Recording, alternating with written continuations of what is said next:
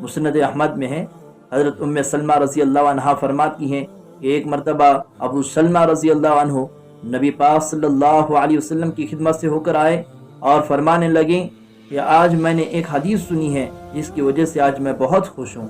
حدیث یہ ہے کہ نبی کریم صلی اللہ علیہ وسلم نے فرمایا، جس نے مصیبت کے وقت یہ دعا پڑھی، اللہم اجرنی فی مصیبتی وخلف لی خیرا منہا،